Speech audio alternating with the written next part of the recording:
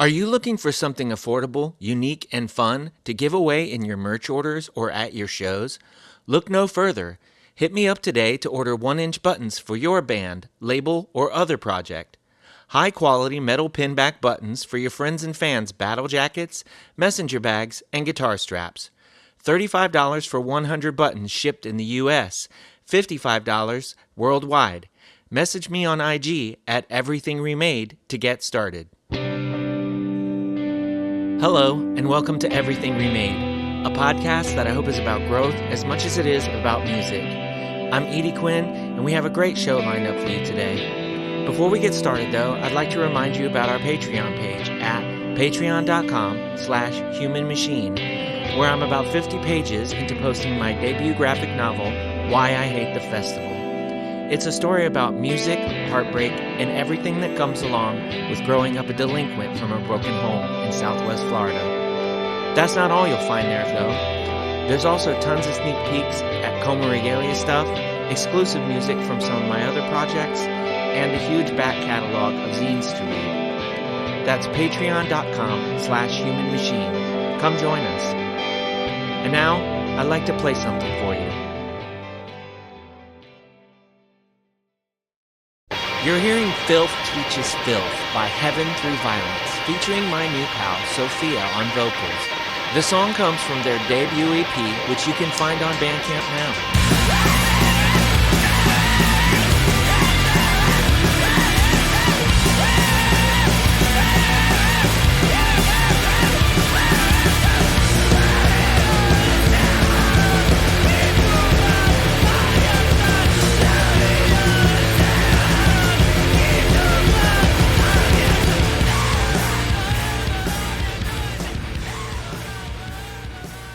Jake, the guitarist of And Its Name Was Epyon, and we've been friends since we were like 10 years old. And when we were 13, we went to go see The Fall of Troy. And they were touring with Thursday and I think The Deer Hunter, and then Touche Amore were touring like, it was before To the Beat of a Dead Horse came out. They were like touring on their like self-titled, I think. It was like 2007. And we went to that show knowing none of these bands except for The Fall of Troy, who we knew through like fucking Guitar Hero. And we get there, and the first act is this band, Touche Amore, that we've never heard of. And like, that's the first exposure that either of us had to like screamo or like heavy music in that way in general. And like, it was one of the most emotional performances I've ever seen. And it also was like my first exposure to like DIY and like that scene, because it was this show where like it was at like a weird venue, because like Thursday and The Fall of Troy were like relatively big bands at that time. But the most engagement that any of these bands got was Touche, because it was a crowd of like DIY hardcore scene kids who were like piling on to Jeremy. And we lost our minds. We were like, I can't, like, neither of us really had, I think, like a frame of reference for like what was happening, but it was like so intense and so emotional. And we just went back to his parents' place and then watched a bunch of fucking like Touche and like other like Waves Grams band videos on YouTube in like 2007 in his like parents' living room until like 3 or 4 in the morning. And the very next day we were like, we have to make this music. We like have to start a band. And basically from then on, he and I have been playing in bands together. And so like, yeah, it was seeing Touche Amore open for The Fall of Troy and Thursday that I like got me into like making music, and I've never really looked back. Yeah. You said that you've known Jake since you were 10, but how old I don't know. Did you say how old you were when that show was? We were 13. We started our first like actual band at 14. Okay. Yeah, because that was like my follow-up like line of thought there was like, okay, so you go back and you're sort of watching these YouTube videos and you're like, it turns out this wasn't an isolated incident. Like, this happens all the time. Like, we got to be a part of this. Yep. Yeah. That's incredible. Yeah. I can't, I mean, you know, when you're at that age and like all you really want is to find other people that feel passionately about the same things as you, and then you see that you're like it's right in front of you. Like that had to be a big moment for sure. Yeah. So were either of you playing instruments before that, or was that just like that was it? It was like, okay, I'm getting a guitar in Jake's case, or whatever. I think Jake at that point had like already started to Oh, play okay. guitar, and I was like, I can figure out how to play bass, and then absolutely could not figure out how to play bass. As it turns out, learning an instrument is more than just pressing buttons on Guitar Hero guitar, which is kind of what I thought it was at the time. Yeah. At the same time, though, you would be surprised how many times it's come up on this podcasting conversations where people are like, "That's how I got started playing an instrument." Like a surprising number of times. So, so you weren't like your line of thought was like, you know, not like that wasn't an alien line of thought. Like lots of people have done that, but yeah, it's certainly not for everyone. Some like especially I don't know bass. Like bass is everybody thinks drums are hard because the physicality of it is a lot. You're like an octopus back there, and you have to keep track of what all your limbs are doing. And everyone thinks guitar is hard because your fingers are like little spiders on the fretboard, and everyone thinks bass is easy because you use less fingers or there's less strings. And the fact is, like, it's a just a totally different thing that you have to like uh it's like more subconscious or something. Like you have to just I don't know.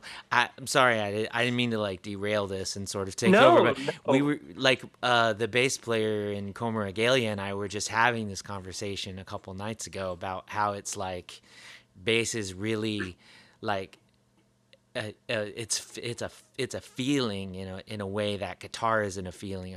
Guitar to me anyway is different based on what style you're playing, but guitar to me is an anxious feeling that you can get out by like sort of freaking out on the guitar, and bass is a different feeling because you have to understand what the guitar is doing, you have to understand what the drums are doing, but you also want to sort of do your own thing but lock everything in, and it's this whole so yeah, the idea that any of these are easier than the other is kind of like I don't know if I really prescribe to that. I can play all three and I find them challenging in their own ways. I may have said like something came easier to me, and I think that's certainly the case with people, but like yeah.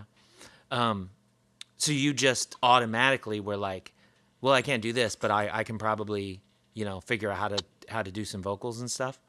Yeah, I was like, I can yell really loud, and took Then you like also three find out, years to really get yeah, techie. yeah, exactly.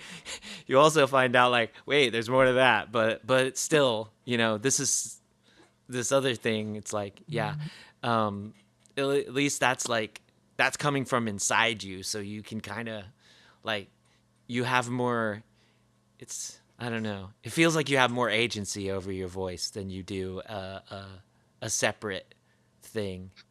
Yeah, because you're not using you're not using an instrument. You're not using a thing that's separate from you. Like it is, in a way, it's pure physicality in a kind of different sense. Yeah. And also, when you're like 14 and like a closeted trans kid, like you're writing a lot of dumb emo poetry anyways, and so the sort of link between that and writing lyrics is kind of a straight line.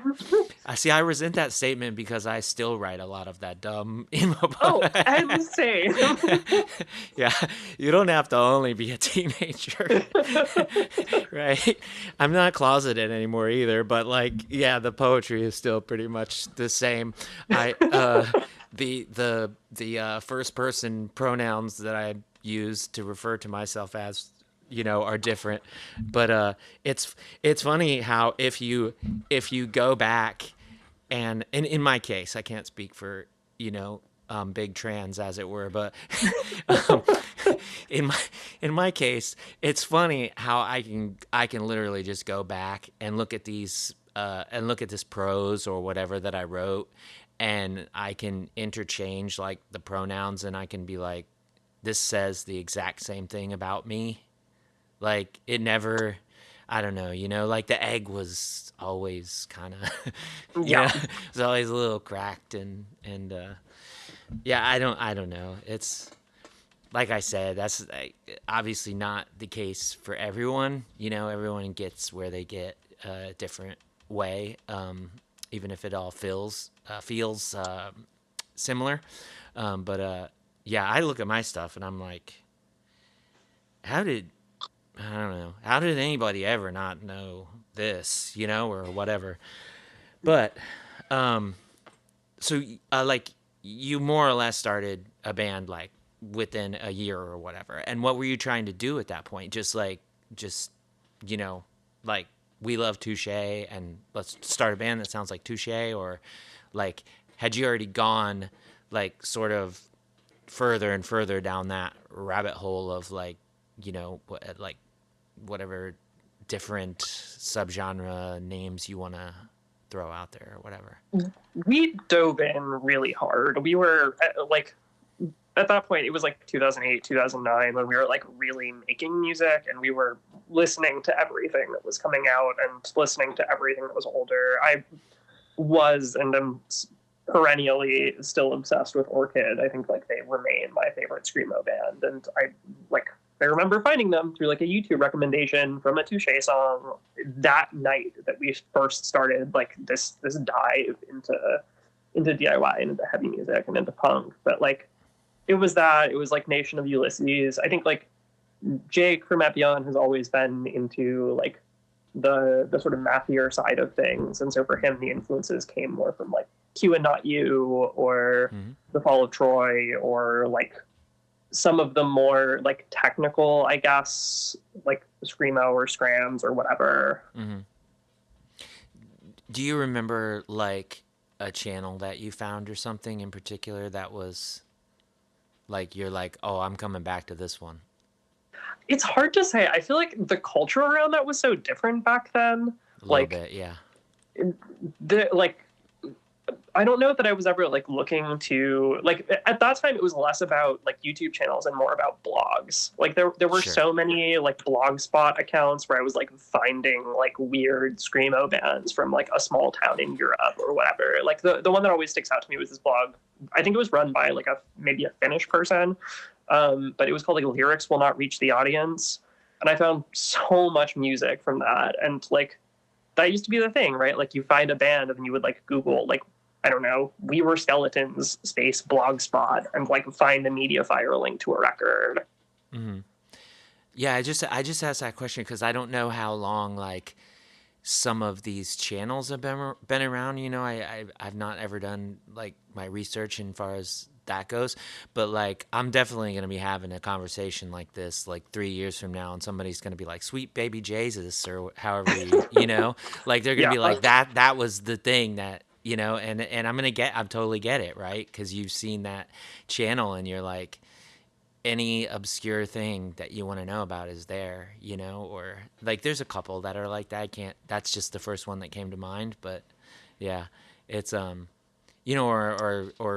people are going to be referencing Enzo Raffler's YouTube channel a few years from now, because Enzo from Mi Sueños has been putting up like all the obscure jams, but yeah, yeah, it's it's wild. Like there really was like that point in time where it was like Sophie's Floorboard and what was the other one I'm spacing on? There was one that was like it was like mosh terminology or something, but it was like mostly like screamy bands and stuff. Like the name of it was like mosh terminology, but it was a really good one too.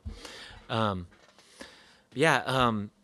So what were like the first band that you two were in that you kind of like, where you really started like playing shows and like doing recordings and stuff?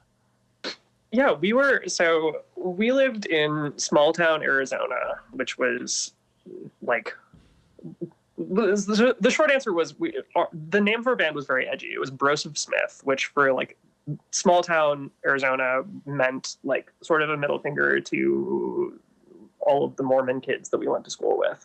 Um, but it was, yeah, we were called Broseph Smith, but we were doing like very like scrammy sort of mathy stuff.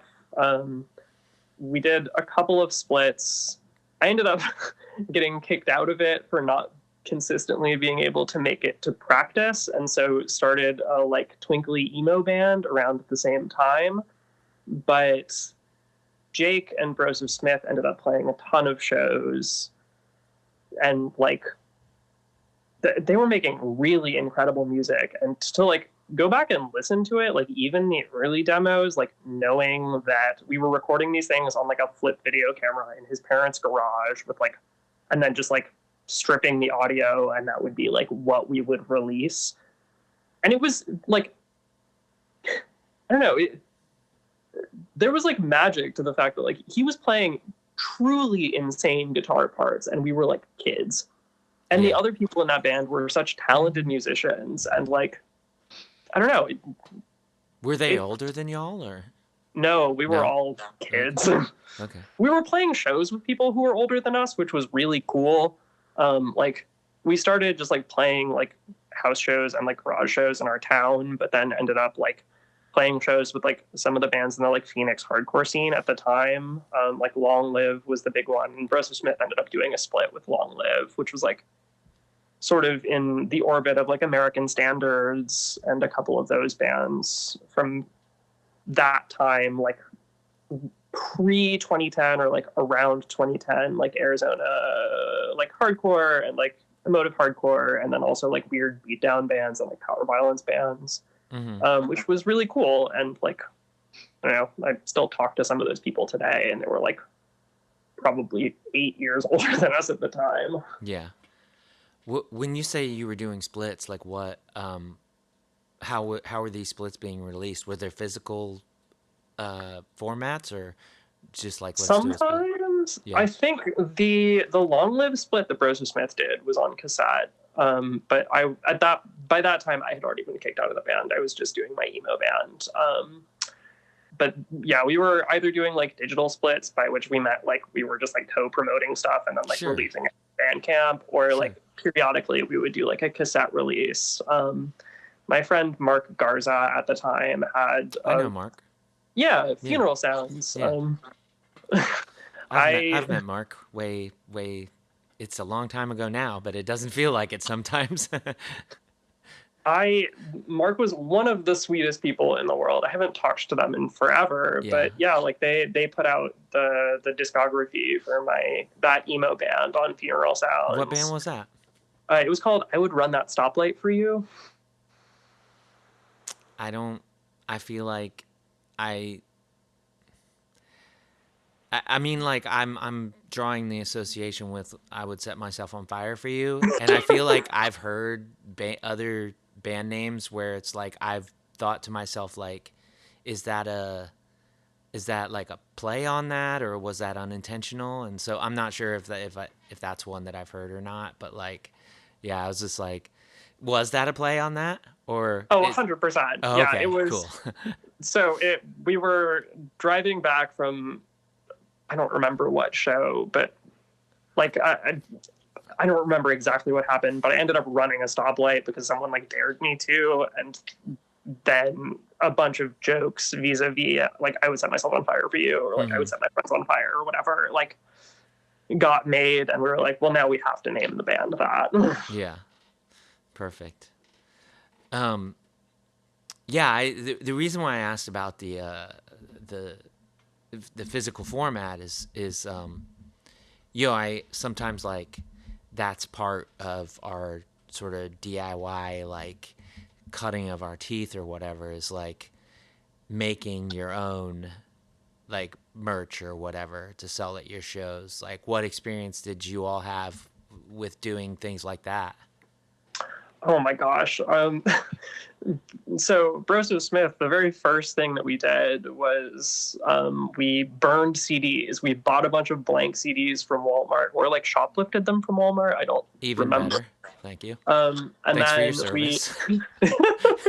but yeah, we took them home. We used like iTunes to burn all of these CDs, and then like I don't even think that we sold them at shows. We like brought them with us to like First Fridays as like arts event in like downtown Phoenix that like was, now it's gentrified to hell, but at the time like that was like also the avenue through which like I got involved in politics because I like met people from like an org there. But like we were like just like handing them out to people, which was wild. And it was not good. The quality was really bad. We like drew on them with permanent marker. But yeah, that was the very first physical release I ever did. Yeah. I was in a band for a minute where like we showed up like to this show, and the guitar player had like made a bunch of CDs like that and just put them on a spindle and sat them at the front of the stage and was like, these songs are on these CDs if you want to come up and take one. And I felt like that was such a weird move because it was just like on the front of the stage. And like, I feel like it would have been better if it was like, hey, you can grab a free CD from us at the merch table afterwards, because like you would have had some kind of interaction. Instead of it's like people were like sort of like walking up with their head down, like, I don't know how to, just grab one of these without this being strange, it just was kind of weird, right? But yeah, it's I think it's, you know there's every like few years, someone has to like reinvent the way to get people to listen to their music. And it's interesting to see, like, based on who I talk to, like, sometimes even just like the area that they're from or whatever, the answers can differ. And yeah, like it is wild to imagine like some young people going to sort of a community event and handing out like something that like a lot of times people probably take home, and if they even listen to it, they're like, oh my gosh, what is this, like but were you trying to like figure out like, oh, this person looks kind of cool, or just like it doesn't matter? Honestly, it was just kind of like we were like, oh, let's like hand these out. That's what we're gonna do. We're gonna like do it. And we had no idea what we were doing. We had absolutely no plan. And we had like maybe 20 of these CDs. So we handed them out in like 10 minutes. And we're like, well, what do we do now? See, I think that's really cool though. But it's like, yeah, like you hand this to somebody that was just listening to I'm trying to place like the date and be like this popular pop singer at the time, and they get this home and it's like some flip phone recording of people like screaming and playing like chaotic music, and they're just like, what the, Yeah. But maybe there's one person in there that never heard anything like that, and they're like, well, this is so fucking cool, how do I find out more about this? We are living waste unwarranted, obeying the captain calls until they mayday. We're going down. Yes, we die like the train. But baby, we're just losing our lead.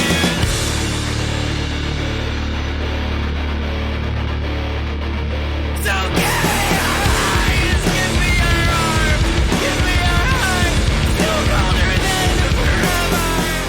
I'll give you these love. You're talking about like Arizona at this point, and one of my questions for kind of later was going to be, because its name was Epyon says California, and Heaven Through Violence says Massachusetts. So what's going on there? What you just like you like to move around, trying to find some place like where you really like finally where it clicks for you, or So I've been living in Massachusetts for about 10 years now. okay, And in fact, only one of us has ever, so for, and his name was Epyon, only one of us has ever lived in California, Luke, our drummer.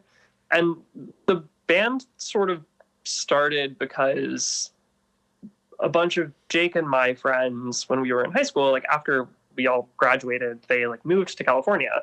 And so in high school, we would always like get together over New Year's and like hang out and like do dumb nerd shit for a couple of days. And we like kept that going when we were older.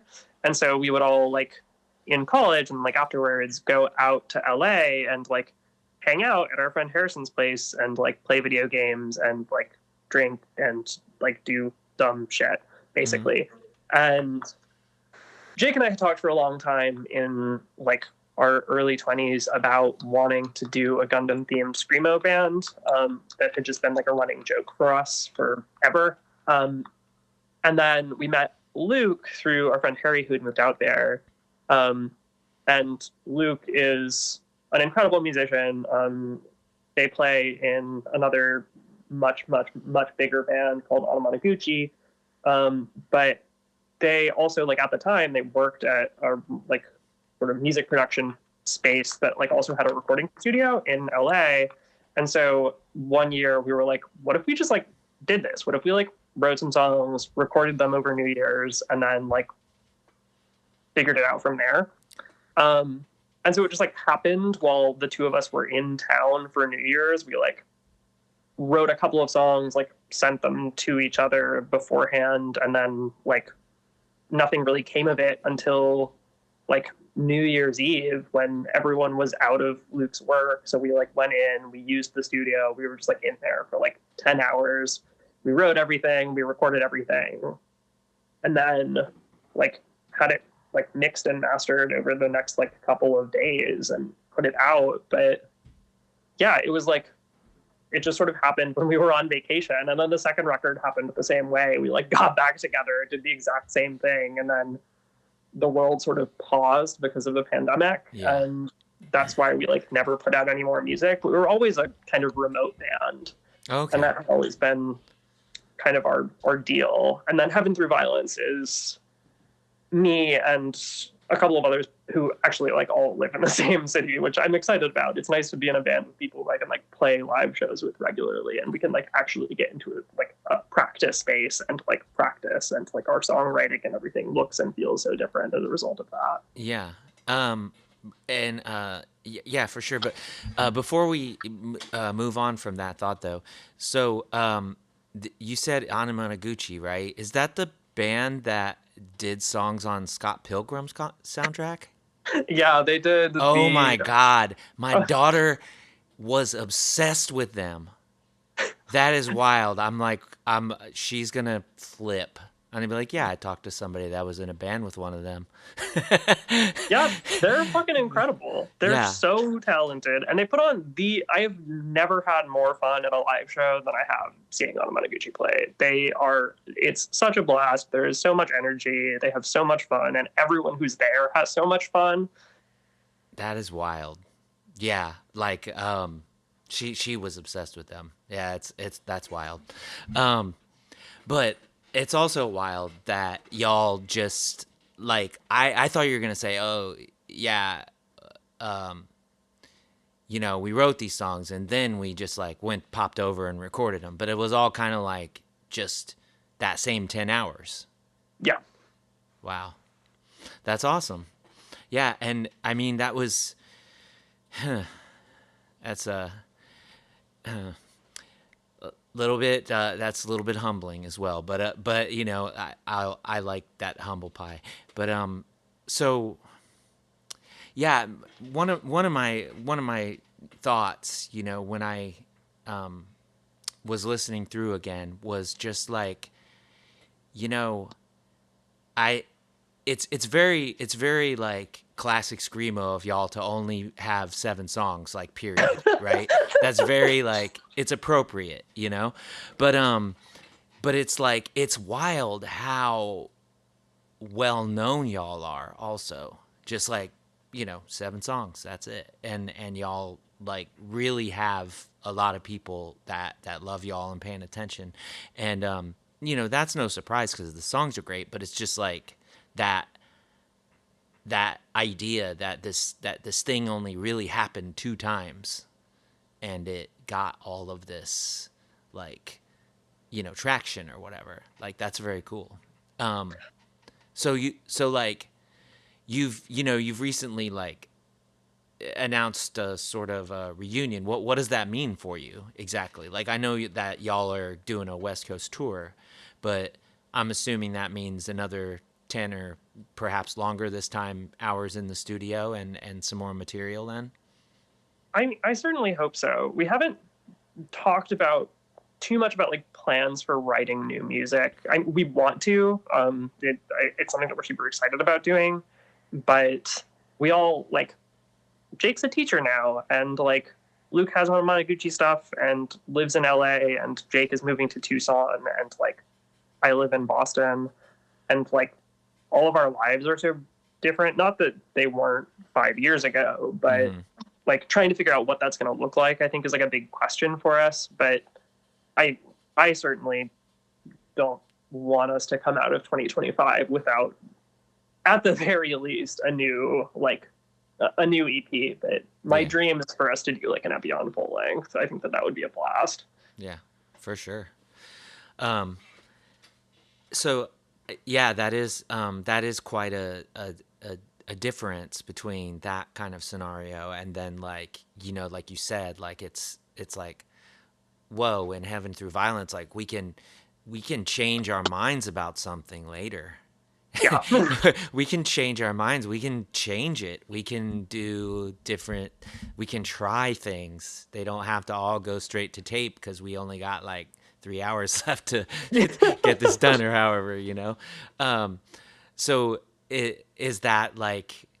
Do you think that's the biggest difference, or are there just like more differences than you can really I mean, get into? that's definitely the biggest difference. It is interesting that you describe it that way because that's almost exactly how it happened. Like Heaven Through Violence like started practicing together over a year ago now, or maybe like about a year ago now, and we didn't like, things came together incredibly slowly. Like we had a couple of songs, only one of which ended up like making it onto the EP that we released. Um, but like we were like fiddling with different ideas, and for the first like 8 months that we were making music together, we were doing what was basically a like SAS band. And you can still hear some of the elements of that in the EP that just came out. But like, obviously, the end result is much more like emo violence, it's much heavier, it's much more like self-serious and not like sassy in that way. Mm-hmm. But that was what we were doing at first. And the fact that we were in a practice space together for a year meant that that could evolve organically, and it looks so different. And writing songs with I think that's the other like thing, is writing songs with different groups of people always feels so different. Like Jake and I have been in bands together since we were 13, 14 years old. And I think that's like part of why Epyon works that. And because Jake and Luke are insanely talented musicians, I like cannot emphasize that enough. Like it is incredible to see Jake play guitar. It is incredible to see Luke play drums. Like those are two people who like, you watch them do that and it's like that's exactly where they should be in the world, and like they know that, and it's like clear to everyone who's like it's incredible. It's truly awe-inspiring to see those two people perform. But like the like songwriting experience with Jake for me is like so effortless because we've been doing it forever.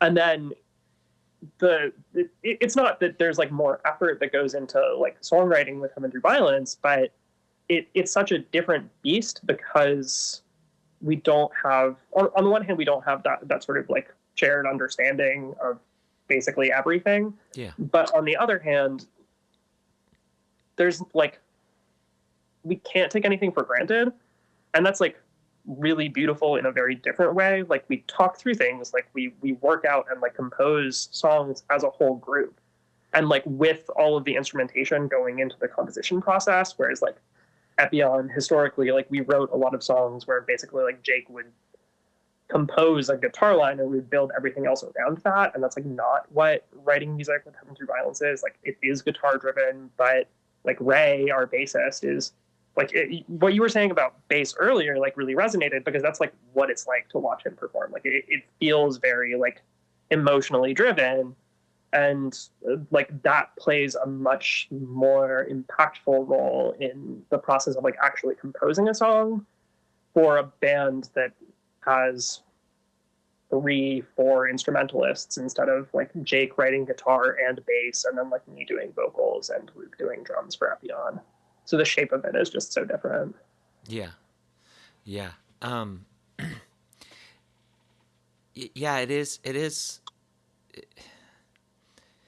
It feels like it's obvious, right? You're like, this is different people. This is a different situation. Of course, it's going to feel different, but it's still you can be doing something for so long that you underestimate how different it can be. Yeah. You know, you're just like, oh, I'm just going in here and putting some words on something, or I'm just going here and playing some drums behind something, or whatever it is that you're doing. But you can really underestimate like you know how how different those situations can be. And I think that over time, I came to really appreciate the the ways that different things can be rewarding in different ways. Like I've said plenty of times that I would love to just show up and just play drums for something that I had nothing to do with writing whatsoever. I think that'd be so much fun. But like I also really love like I'm a yapper. Like I'll give you my input. And it's music, right? Like anything you can you could be playing someone else's song. Like the whole band could be playing someone else's song, and it's music. It could still be like, oh god, this is the most fun thing in the whole world, right? But like every situation isn't gonna be that, and there's value in that as well. Just like the different roles are fun, just like having the something different for dinner every night is fun, like it's just I don't know. um that's I guess i've I've always thought like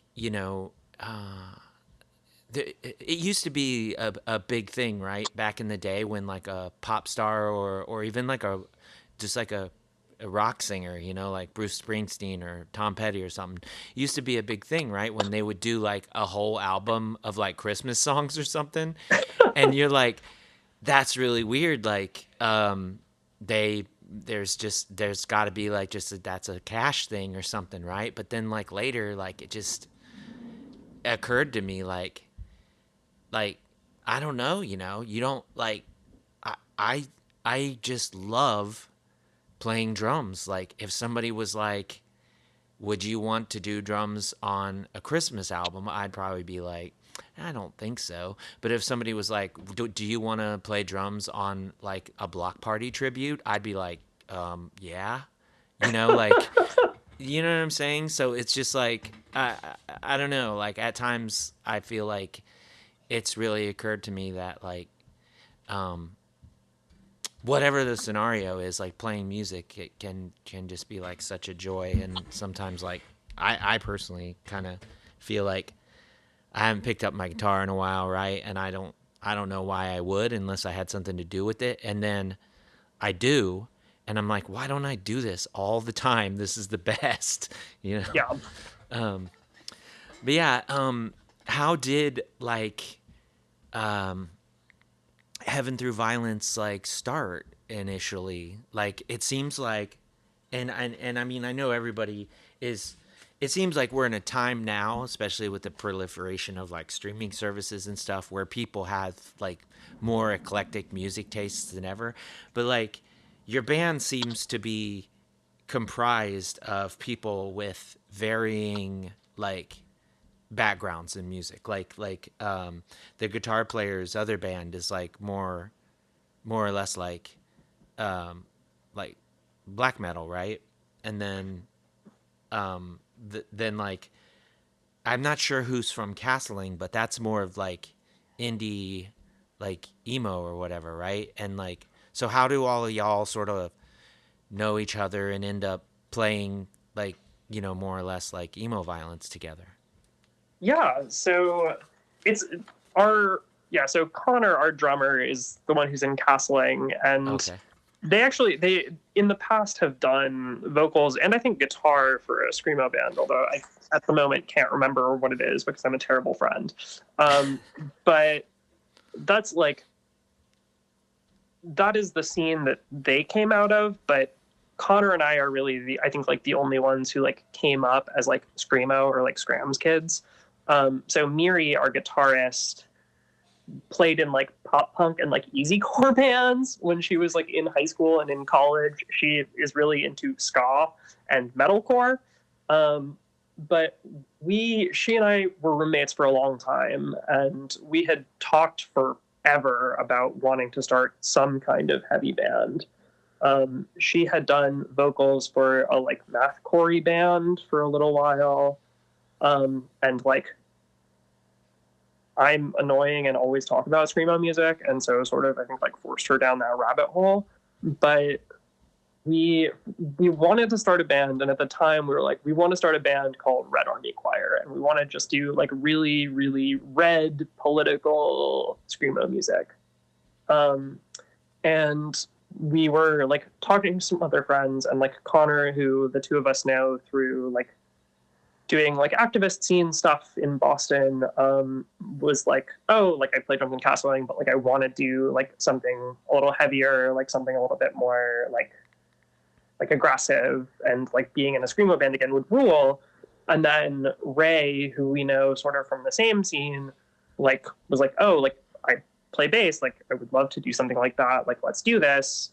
Okay. That's actually who I thought was the guitar player. I was thinking of Ray's band Oh yeah, just when I tiny. was, Yeah, yeah. that's like Ray has listened to like some screamo before, but like Ray's background is 100% in like crust punk and like black metal and like sort of like RABM stuff like that. Mm. Dystimia is incredible, and like the songwriting that they do for that and for like some of the other black metal projects that they're in is like so fucking cool, and getting to play with them is amazing.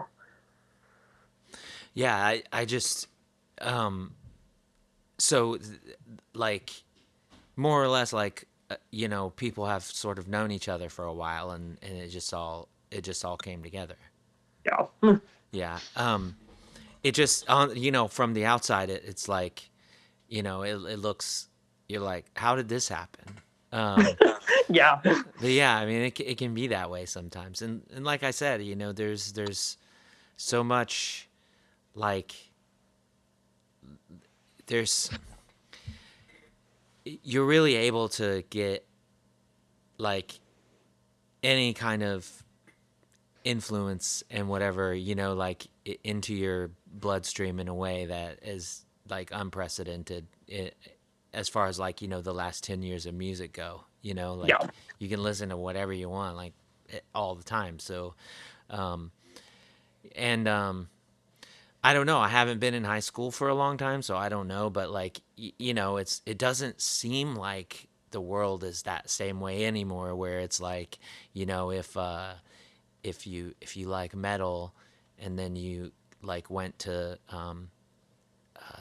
you went to school in a Chappelle Roan shirt, like someone would kick your ass, like it Yeah. doesn't seem like it's like that anymore. Like I don't know. My children like they're not like that big into music, so like my oldest, like I mentioned, like she is, um but my children now, like that are in school and stuff, like they don't, I don't know, maybe later. But I don't know. It's weird how that works. Like, there's always got to be something that's just like, it's like, not that they're like rebelling, but it's just like, this is what I do, so it's obviously uncool in one way, shape, or form. That, like, you know what I mean? Like, I don't know. It's like, Yeah, no, yeah, it's like, I don't know. Why would I want to play a guitar? Like, ugh. Ugh. But, you never know down the line. Like, but like, I mean, I was talking about my daughter, and my daughter, like, she used to go to shows with me and stuff, and she always thought music is cool, and she makes music now. But like, although like she has been gifted like guitars, bass, and even an entire drum kit, because she said she wanted to start a power violence band, and I was like, hell a yeah. little tear out of my eye, right? Like, yes, you can have the drum set, but now she makes like new, like whatever, like they call like retro wave or whatever. Like, she's into that Mm, kind of stuff, which is cool too. But it's just yeah, like, yeah, like everybody wants to find their own avenue is what I'm trying to say, I guess. yeah, But absolutely. which is fine. Like, it'd be sick if like, later she comes back to me and she's like, then I actually started playing that guitar, and now I make like retro wave music with like fucking noisy ass guitars on them, and I'd be like, yes, now we're talking. um but yeah, you said that these three songs, like, they kind of uh took a while to sort of, like, really, like, you all took a while to sort of settle on them, and like, um sort of realize that organically this is what the band sounds like, and so, okay, now we're ready to put that out there. So, since that's happened, do you feel um like coming together on like songs and stuff is easier, because everybody's, like, you've not only gotten to be more familiar with playing with each other, but like now you sort of have a more or less like a trajectory for, like, yeah, okay, this is like what we sound like. Yeah, absolutely. And it's interesting. Like, it took us a while to like find our groove, but as soon as we did, things like clicked really quickly. Like, what's the expression? Like, there's like years where nothing happens, then like weeks where years happen or whatever. That's like Mm-hmm. what it felt like, because we had spent like a year trying to figure things out and like sort of messing around, but like it didn't like materialize. And then like late summer of this year, we were like, hold on, this is what we want to do. And then it clicked. And then like now yeah, now it feels like easy. And I don't know, like we have a couple of splits that we're working on right now. And like, I don't know, it just like, it feels really cool and really good to have like found that groove and like worked it out. Nothing is harmless anymore.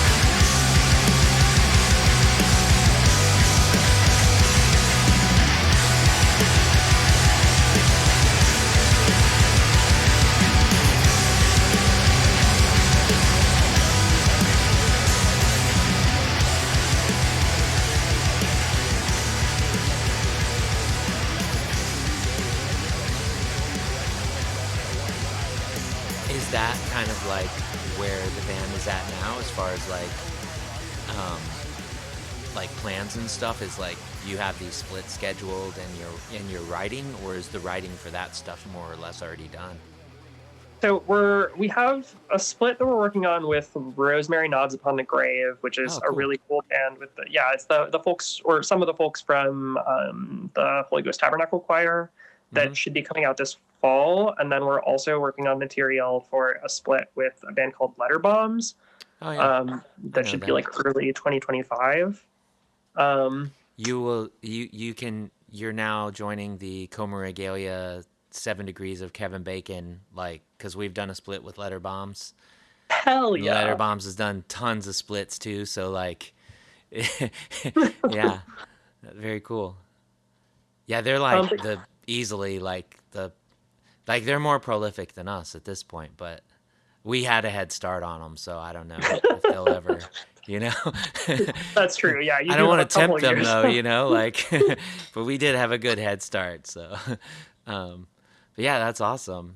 But And yeah, you, that's like, oh, sorry. oh no, I'm sorry, I just got excited when we started talking about letter bombs. But so you more or less like uh, done with those songs, or still writing for those songs, and. So I would say, a decent way through the songs for the split with Rosemary. Oh, very cool. And then the stuff with Letter Bombs is still like I would describe it as like planning stage. Hmm. Um, but I'm really excited for what's going to come out of that. We're sort of talking about doing a like concept split, which should be really fun. Oh yeah, More so to come. that's Um, awesome. Now, but yeah, when you said planning stage, let me ask, like, do you? I mean, you're a new band, so this is like, sort of like, maybe this is like, oh, like presumptuous of me to think that like there's whatever, but like, do you mean like planning stage as in, you already said like, oh, this might be a concept, but do you sort of take a look at the other band and say like what aspect of what we do would work really well with what they do, or do you just like, we're going to bring our best stuff to the table? I mean, you're going to do that nonetheless, right? But like, when you said planning, is that part of it?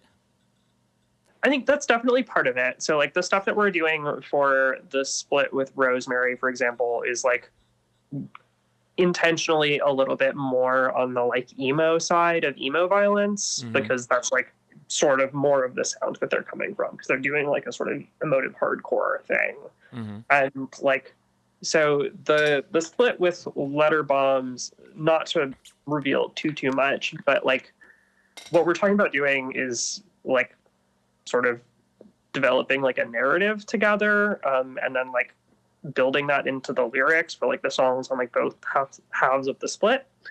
And so like that's the stage that we're in, and I think like consequently like we're sort of in the like, what do we even like want to do musically stage Mm-hmm. of developing the songs there. And that's like, I think absolutely necessarily going to have to involve like sitting down and like trying to determine what it would look like to like make sounds that sound good with what they're doing. Yeah.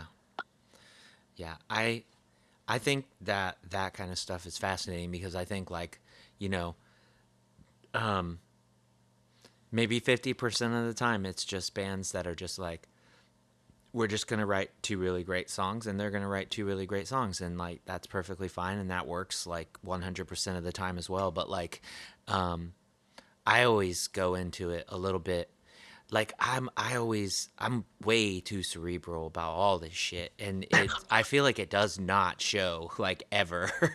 um, but it's just like, yeah, I mean, like I'll be like, so this time what I want to do is I want to do the most opposite thing of what I think that other band is doing or whatever, and I feel like every time it's just like someone's like, there's a new Coma Regalia record, that's cool.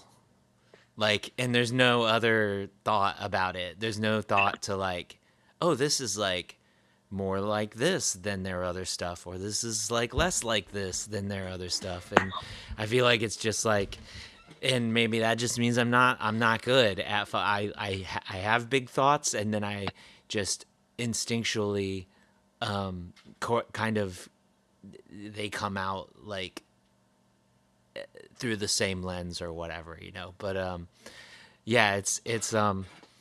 I was like talking to like our drummer today. I was chatting with him about like, because our sixth record turned 4 yesterday, and I was like, oh yeah, like we really were trying, like, we took some swings on this one, like we tried this kind of thing, we tried that kind of thing, and even he was like, oh, like really? And I was like, oh, come on now, like this was like, like historically different than other things that, yeah, really? Yeah, I just kind of felt like it was like just a good record. Like, okay, never mind. I thought we just did a good job. I'm like, yeah, okay, thanks. But but no, I mean, it's, I don't know. Like that's that whole thing, right? Where it's just like you can put all this thought into it, and then like the only person that gets to experience it for themselves is like the person who's experiencing it. So, it's just like, and I feel like a million different things can affect the way that someone experiences something for the first time as well. So it's just like, if someone is in a bad mood and they hear this, and then this thing that was supposed to feel this way just feels like an outward expression of like their bad mood, and they can, like, depending on the style of music, that can be great for them or bad, I don't know. And I don't know if like any way that you wrote the songs is going to change that at that point. But like I said, I think about this stuff too much. So no, I absolutely get it, and I don't know, that has always been the problem that I've had with like trying to write lyrics, is the exact same thing. Like, I don't know, it, like, I will always end up like thinking about things in like 16 different ways, and like then people will listen to it, or like I'll like go back and like talk to like my bandmates about it or whatever, and I'll be like, oh, I thought that they were just like good lyrics or whatever. I don't know. That was like such a flop of an articulation, but no, I understand. And I was gonna ask, like, do you feel like there's always not always, but like a good deal of the time, do you sort of like have this idea that this time you're gonna say this thing that's gonna be so clear and so perfect that no one could misconstrue this, and then like you're not necessarily settling for less than that, but like something, you come up with something different that works in a different way, and then you are like, I guess I have to try the other thing again. All the time. Yeah. Yeah. So do you find writing an album that's supposed to be about Gundam like easier for that reason, or? It's so funny because like none of the Epyon songs are like actually about Gundam. Okay, except for the fact that we like use samples. Like the whole second record is like me working out feelings about my best friend in high school ODing our senior year. Okay. And like there's like the third song on there, Zuda, like people listen to it and like think that it's a love song, and it's like really not. Like it like parses some of those like feelings through like, I guess, romantic metaphor, but like ultimately that whole like the record is called Visit to a Grave. Like it's just about death. Yeah. And like See, Yeah. I understand that, like, it's, I don't know, how am I trying to put it? It's like, I thought that you're using, like, more or less like, because I'm not, I'm 100% not that type of nerd. I'm a different type of nerd. Like, so I know nothing about Gundam.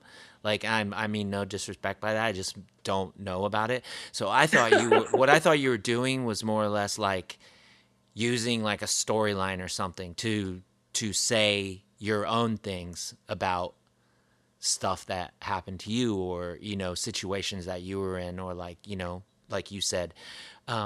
So I thought that's what was going on, but it's just like the Gundam thing is just like that's set dressing, and you're just writing the songs about what you want to write about.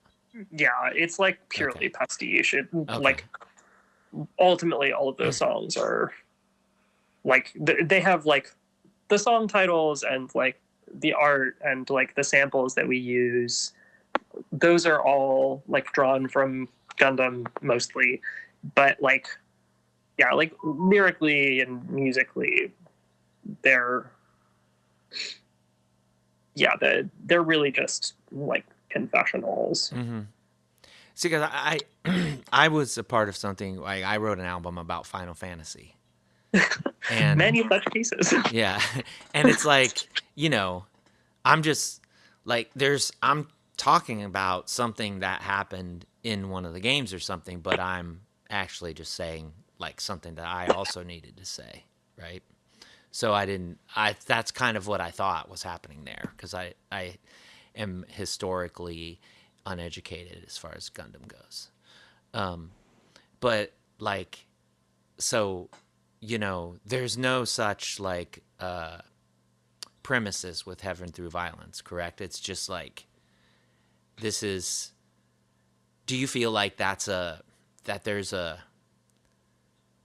do you feel like you're coming out from behind the curtain of Oz at this point, like with that, or like, does that feel different to you? So it's interesting because like in some ways like it does lack the pastiche, but in another completely different way that I'm probably not actually supposed to be saying on here, like the band name and all of the song title, well, two of the three song titles from the EP were all taken from Elder Scrolls 3 Morrowind references. Oh, okay. Like specifically this like weird long Gnostic hermeneutic from that game called the 36 Lessons of Vivek. Like, but that was it's pure pastiche and like not really, I guess, like systematized or like sort of constructed into an aesthetic in the way that like Epyon stuff was. We just kind of like liked the names. Mm-hmm. Now I'm kind of like, I'm scared that I am attributing this to the wrong project, because I just was listening to everything like a couple hours ago. In Epyon's case, like, for the first time in a while, but in Heaven Through Violence's case, for the first time in a couple days since it actually released or whatever. But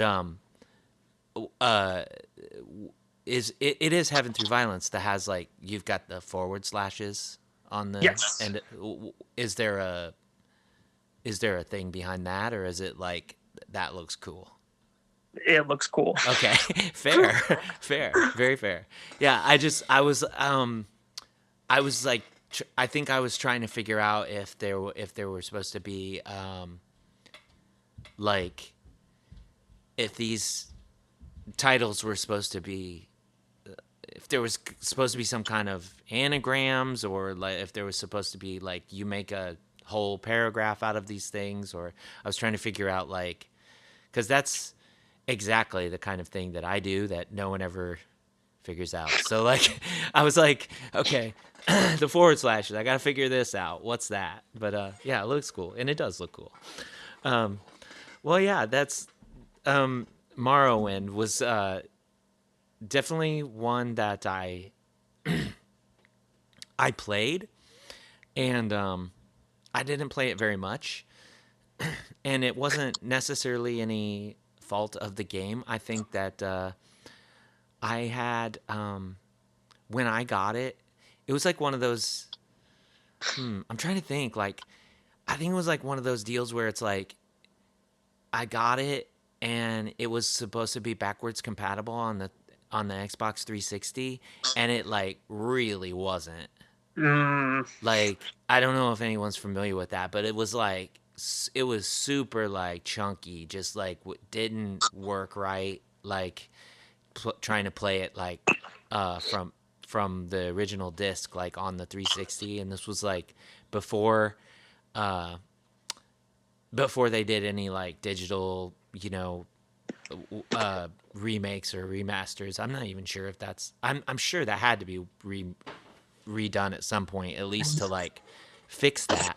But the other part of this story is that like by the time they did any of that fixing, there was already Oblivion, which like people like Morrowind for what it is, but like it's not really an arguable point at all that like Oblivion does not like play a million times smoother and like look better, right? So yeah. from someone who never got invested in Morrowind, what I'm trying to say is I was just like, why would I play that? My experience with that was like the character won't actually like move right, and I'm getting murdered because like these frame rates are chopped up and whatever's happening. But like I always love that when something is calling on like some bit of lore from like a game or some fantasy stories or whatever. And I know there was like a band called like what's the name of the drug in it, like skoomba or something like that. Oh yeah. Yeah, I know there were like bands that there was like a band that was called that and stuff. But that's sick. Well, no one ever listens to this show anyway, so no one will hear that. Don't worry about it. Um, but yeah, that all sounds really cool, and I'm stoked that y'all are doing a split with Letter Bombs. And I had only just heard of that other band the other day, and that's really cool that already like you two are working on a split, because like it seems like there's really cool things in store for both your bands. So yeah, I'm looking forward to that stuff. As far as your tour coming up, and as far as more Heaven Through Violence, like where's the best place like that people can sort of like stay informed on what's going on with those two projects? Yeah, both bands are on Instagram and Twitter. So I think probably there. I'm like old, and so I think like I feel like because I'm sort of accidentally the person who's in charge of like running our social media, like I'm more active for both on Twitter because Instagram doesn't really make sense to me as a platform, but we're on both, and both places are good places to keep an eye. Yeah. I just I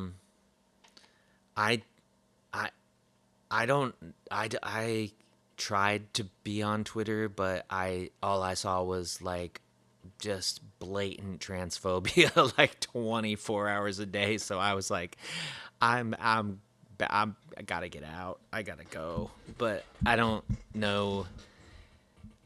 I don't know how like that works as far as like, was I trying to like, were they trying to put me in the wrong like circles of people? I don't know how that works. So like It's I I have no idea. The problem is like, were it up to me, we would do everything on Facebook still, but like Facebook is like a dead platform now. Yeah. So like I don't even know what to do there, but that's like, as far as I'm concerned, like back in the day, it was like my first band had like a MySpace page, and then we like made Facebook, and like then we were all like using Facebook forever, and now no one uses that anymore, and I'm like struggling to figure out how to like promote a band on like Twitter and Insta, but like at least I don't know, like Instagram you have to like have images for everything or like have a reel or whatever the fuck, and I just don't like. I struggle to like grok that, and so at least Twitter you can make a little post and it can just be text, and that makes sense to me, and I can do little retweets and everything feels in its place. But yes, it is full of truly the foulest people imaginable. Yeah, it's weird. Yeah, I'll be honest. I've never been good at social media. I'm not like one of those people that's ever been good at any of them. But like, it did seem easier to reach people. Like just, I don't know if it was because Facebook was like literally, more or less the only platform for a while.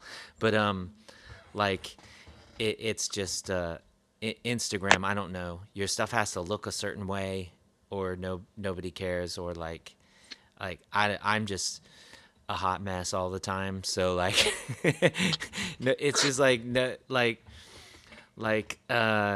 yeah, we're not showing this picture to anybody. No thanks. Yep. Well, I will post the handles in the comments, but if you want to tell people what they are, like, that will help as well. Yeah, it's so Heaven Through Violence is at Heaven Through Violence Band, but like through is like THRU. Okay. On Instagram, and Epyon is AINWE official, so AINWE official on Instagram. And then Epyon is just at its name was Epyon on Twitter, and Heaven Through Violence is I think also just at Heaven Through Violence. With the THRU again, or let me confirm that, because that's maybe speaking out of my ass. Yeah. Oh, you know what? It's HVN THRU VLNC. Oh, okay, and that's the Twitter. Yeah. Oh, okay. Yeah, it's wild how you have to like, because everybody got to like billions of people just like snagging screen names, and everybody got there before you, and it's like my band's name is Coma Regalia. There's not another band named that. There's not whatever. But then I tried to register that on Instagram, and it's like, look, somebody already has it. And someone else has, and its name was Epyon. And I think it's a reference to our band, but like now we can't have it. Right. Like it turns out I actually know the person who has the at Coma Regalia, and I was just like, well, that's cool, I guess. Like.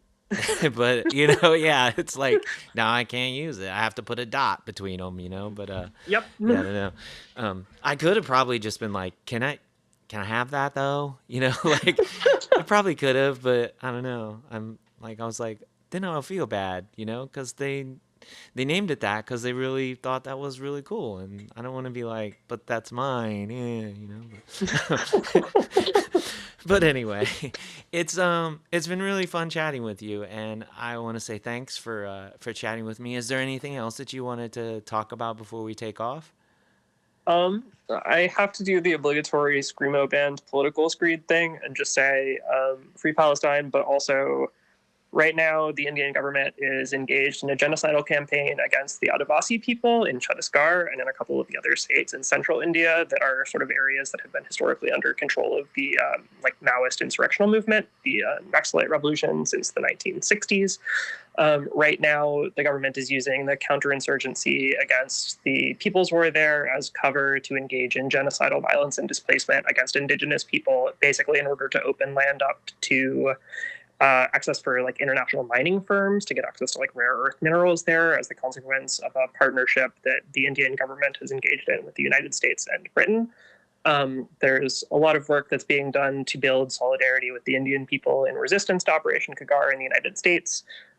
We've tweeted about it on the And This Name Was Epyon account, and people should definitely pay attention to that because it's fucked up, and the Indian government is like literally using Israeli manufactured weapons and drones to carry out this campaign. So like all of these struggles are connected, and fighting back against imperialism, especially US-backed imperialism for folks here in the States, is really, really critical.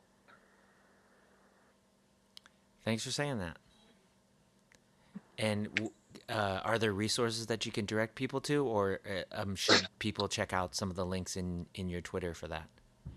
Yeah, if you go to our Twitter, we have a thread that has links to a couple of different organizations, both in the U.S. and also internationally, that have like direct resources regarding the campaign. And that was my conversation with Sofia. Thank you so much, Sofia, for taking the time to chat with me. I'm really looking forward to everything that you've got coming up. Thanks to all of y'all for listening wherever you are as well. Don't forget you can rate and review the podcast wherever you're listening. That'll help more people find out about us, I think.